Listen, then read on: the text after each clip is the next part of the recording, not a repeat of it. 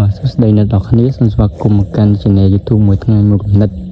ចំពោះអត្ថបទមុនខ្ញុំបាននិយាយអំពីរឿងដែលអាចនឹងកើតឡើងនៅក្នុងខែ3រឿងដែលកើតឡើងទី1គឺរុស្ស៊ីនឹងវាយអ៊ុក្រែនកាន់តែខ្លាំងរឿងទី2គឺ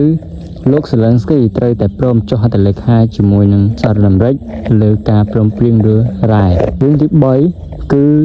បញ្ហានៅសមុទ្រចិនខាងត្បូងរវាងចិននិងតៃវ៉ាន់បន្ទាប់មកទៀតរឿងដែលកើតឡើងគឺលោក Donald Trump បានចុះហត្ថលេខាលើការឲ្យ Bitcoin ក្លាយទៅជាទុនបម្រុងរបស់សហរដ្ឋអាមេរិករឿងទាំងអស់នេះដែលយើងស្មានមិនដល់កាលពីដើមអាណត្តិទី1ដែលលោក Donald Trump បានឡើងជាប្រធានាធិបតី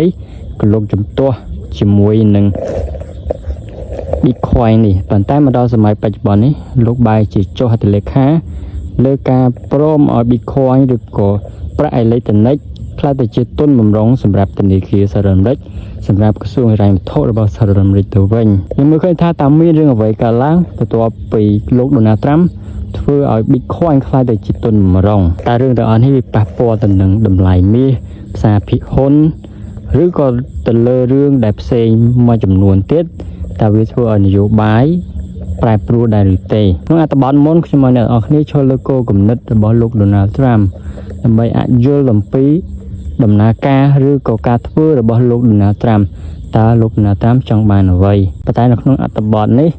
យើងមកនិយាយគ្នាអំពីតើអ្វីទៅនឹងកើតឡើងបន្ទាប់មកទៀតខ្ញុំបាននិយាយថាក្នុងខែ3នេះបើសិនបើពិភពលោកយើងជៀសផុតអំពីសង្គ្រាមបញ្ហាតានតឹងសេដ្ឋកិច្ចទាំងនយោបាយ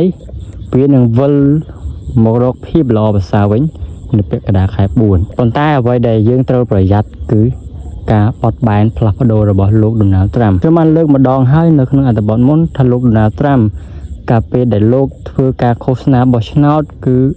ក្រុមអ្នកលេង Bitcoin ឬក៏ Coin នេះបានផ្ដល់លុយឲ្យលោកក្នុងការធ្វើការយុទ្ធនាការនៃការបោះឆ្នោតដូច្នេះចូលអាណត្តិទី2នេះលោក Donald Trump បានឈ្នះតំណែងនៅសេដ្ឋវិមានក៏លោកបានយល់ព្រមធ្វើឲ្យលុយអេឡិចត្រូនិកនេះក្លាយទៅជាទុនបម្រុងរបស់សហរដ្ឋអាមេរិកនេះគឺវាបង្ហាញឲ្យឃើញថាលោក Donald Trump ជួយទៅកាន់អ្នកដែលមានលុយអេឡិចត្រូនិកឬក៏ Bitcoin នេះវិញដើម្បីជាការសងគុណប៉ុន្តែអ្នករងគ្រោះគឺជាអ្នករងគ្រោះអាចខ្លាចទៅជាអ្នកដែលគាត់លេង Bitcoin តែគាត់មិនបានទទួលដឹងព័ត៌មានចាំថាលោក Donald Trump ក៏បានបង្កើត Bitcoin ផ្ទាល់ខ្លួនដែរដូច្នេះវាជារឿងដែលគ្រោះថ្នាក់ខ្ញុំបានលើកឡើងហើយថាវាជារឿងដែលគ្រោះថ្នាក់មែនទែនពីអ្នកចំនួនពីមហាសេដ្ឋីខ្លាចទៅជាប្រធានាធិបតីគឺលោក Donald Trump នឹងក្លុកទីផ្សារលោកឡើងមកភ្លាមតម្លៃមាសឡើងទីផ្សារហ៊ុន Bitcoin គឺកលាប់ចាក់គឺថាទាំងសេដ្ឋកិច្ចទាំងនយោបាយគឺកលាប់ចាក់មែនទែនហើយអ្វីដែលខ្ញុំលើកក្នុងអត្ថបទមុនគឺឲ្យអ្នកនរគ្នាត្រៀមខ្លួនអំពីការបត់បែនរបស់លោក Donald Trump គឺចាំពាក្យស្លោកលោក Donald Trump ឲ្យច្បាស់គឺ Make America Great Again and America First នេះជារឿងដែលយើងត្រូវគិតអ្វីក៏ដោយរឿងដែលលោកនិយាយអាចលេបពាក្យរឿងដែលលោកធ្វើអាចកលាស់សម្ដីមកវិញអាចប្រែទៅជារឿងផ្សេងទៀត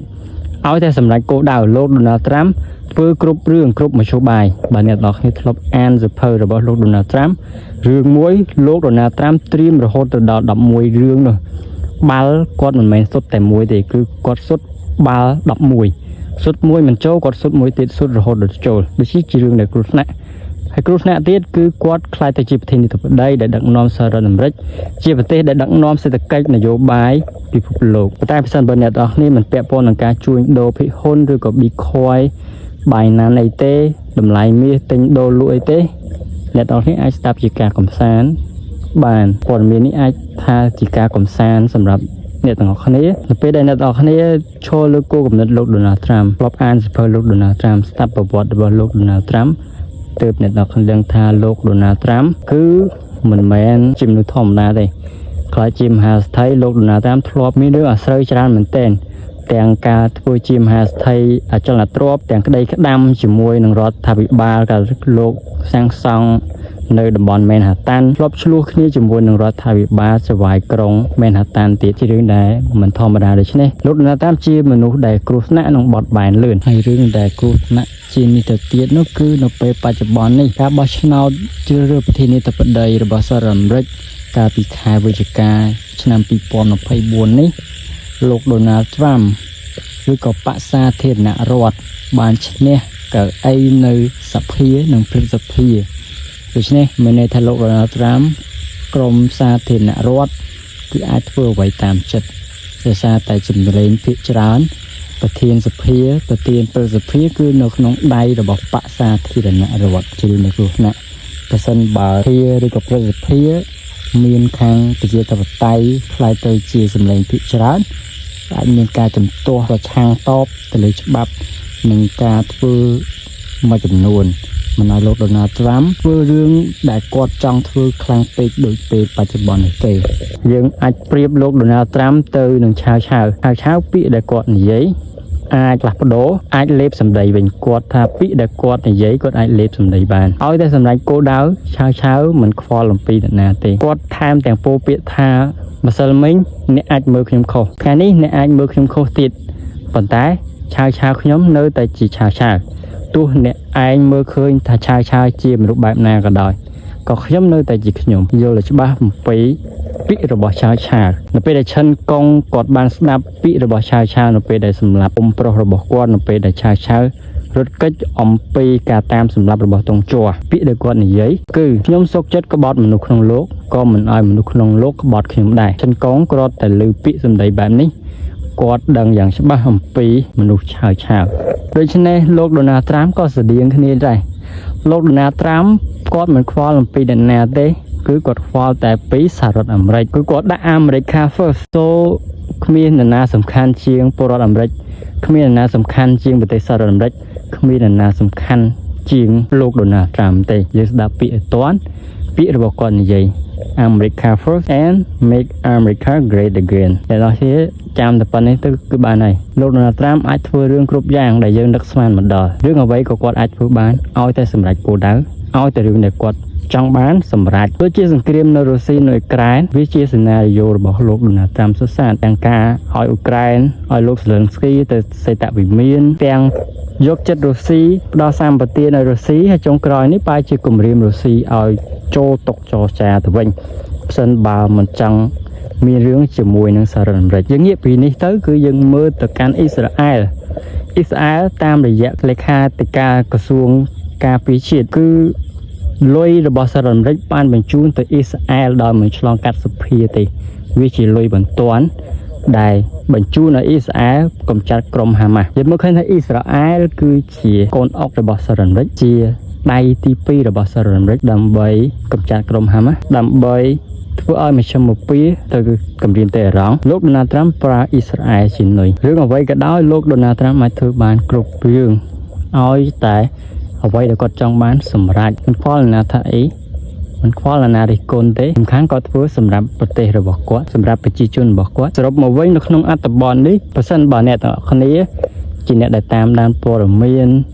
អាចស្ដាប់វាជាការកម្សាន្តប្រសិនបើអ្នកទាំងអស់គ្នាលេង Binance Bitcoin ផ្សារភិកហ៊ុនទិញដូរលក់មាសអ្នកនរគ្នាគួរតែពិចារណាតាមព័ត៌មានឲ្យគ្រប់ជ្រុងជ្រោយការទទួលបានព័ត៌មានពិតព័ត៌មានដែលប្រកបប្រជាគឺជារឿងដែលល្អព័ត៌មានខ្លះគឺស្ដាប់ជាការកម្សាន្តបើសិនជាអ្នកនរគ្នាមិនជួញដូរប៉ុន្តែត្រូវប្រុងប្រយ័ត្នបើសិនបើអ្នកនរគ្នាជាអ្នកដែលតាក់ទងទៅនឹងទីផ្សារអន្តរជាតិការជួញដូរដែលខ្ញុំលើកឡើងពីខាងដើមពិសេសជាងគេគឺព័ត៌មានពីប្រធានាធិបតីរបស់សហរដ្ឋអាមេរិកគឺលោក Donald Trump ការស្ដាប់ព័ត៌មានគឺជាការត្រៀមខ្លួនអ្វីក៏ដោយគឺជាការត្រៀមខ្លួនបើយើងត្រៀមខ្លួនបានល្អគឺយើងមិនអាចខាតបង់យើងខ្លាចតែជាអ្នកចំណេញដោយជូកលៀងគាត់បានត្រៀមខ្លួនត្រៀមទ័ពត្រៀមអ្វីសពគ្រប់នៅពេលដែលលាវប៉ៃទៅកាន់ជីងជើលាវពាវបានបកគោលខេត្តជីងជើឲ្យលាវប៉ៃតែលាវប៉ៃមិនព្រមឆាវក៏វាយក្រុងស៊ីយាទៀតជូកលៀងដឹងច្បាស់អំពីចរិតរបស់លាវប៉ៃប្រកាសជាមិនទទួលទេដូច្នេះបើសិនជាឆាវវាយជូកលៀងត្រូវធ្វើអែមណាទាំងយុទ្ធសាស្ត្រទាំងផែនការទាំងជំហានដែលជូកលៀងគាត់បានគិតគឺគាត់គិតរួចស្រេចត្រៀមខ្លួនរួចស្រេចដូច្នេះពេលដែលឆាវនាំទ័ពរាប់ម៉ឺននាក់មកជូកលៀងអាចយករួចខ្លួនអាចបានសម្រេចនូវគោលបំណងគាត់រំដោះខ្លួនរំដោះម្ចាស់របស់គាត់រំដោះប្រជាជនឲ្យផុតអំពីគ្រោះថ្នាក់យើងទាំងអស់គ្នាក៏ត្រូវតែធ្វើដូចជាគូលៀងដែរការទទួលដឹងព័ត៌មានការមើលអំពីចរិតរបស់លោក Donald Trump គឺជាការត្រៀមខ្លួនទុកជាមុនពិសេសបើយើងដែលពាក់ព័ន្ធទៅនឹងទីផ្សារអន្តរជាតិដូច្នេះក្នុងប្រធានបទនេះខ្ញុំចង់បញ្ជាក់បន្ថែមថារឿងដែលនឹងកើតឡើងវាអាចទៅជាក្តៅមករំពេចនិងខ្លាចទៅជាធូរស្រាលមករំពេចយើងឃើញថាគ្រាន់តែចូលខែ3ភ្លាមលោកដូណាល់ត្រាំធ្វើឲ្យនយោបាយសេដ្ឋកិច្ចពិភពលោកក្តៅមករំពេចបន្ទាប់បានប្រហែលថ្ងៃលោកដូណាល់ត្រាំធ្វើឲ្យពិភពលោកចាប់ផ្ដើមធូរបន្តិចមកវិញហើយរឿងដែលវានឹងកើតឡើងនៅក្នុងសប្តាហ៍ក្រោយគឺក្រុមការងាររបស់សេតវិមានរបស់លោកដូណាល់ត្រាំជួបជាមួយនឹងក្រុមការងាររបស់លោកស្លិនស្គីនៅទឹកដីអារ៉ាប៊ីសាអូឌីតនេះជារឿងដែលវិជ្ជមានរឿងមួយទៀតប្រសិនបើកើតជំនួបនេះទទួលបានផលល្អសេដ្ឋកិច្ចនយោបាយវានឹងវិលមករកសភាពដើមប៉ុន្តែភាគរយដែលអាចទទួលបានជោគជ័យយ៉ាងណាយើងចាំស្ដាប់រឿងបន្ទាប់ទៀតប៉ុន្តែលោកស្លិនស្គីនេះជាគំនិតរបស់ខ្ញុំទេខ្ញុំគិតថាលោកស្លិនស្គីអាចនឹងបាត់បង់តំណែងជាប្រធានាធិបតីរបស់អ៊ុយក្រែនដោយសារតែលោកដូណាល់ត្រាំទាំងអនុធានាធិបតីសហរដ្ឋអាមេរិកលោក JD Vance គឺអត់ចូលចិត្តលោកស្លិនស្គីទេដូច្នេះសរុបចុងក្រោយជូនពរអ្នកទាំងអស់គ្នាថ្ងៃចុងសប្តាហ៍ទទួលបាននូវសេចក្តីសុខរីករាយទៅការធ្វើដំណើរដូច្នេះប្រធានបទចប់ហើយបើសិនជាការលើកឡើងទៅមានខ្វះចន្លោះត្រង់ចំណុចណាមួយសូមអភ័យទោសផង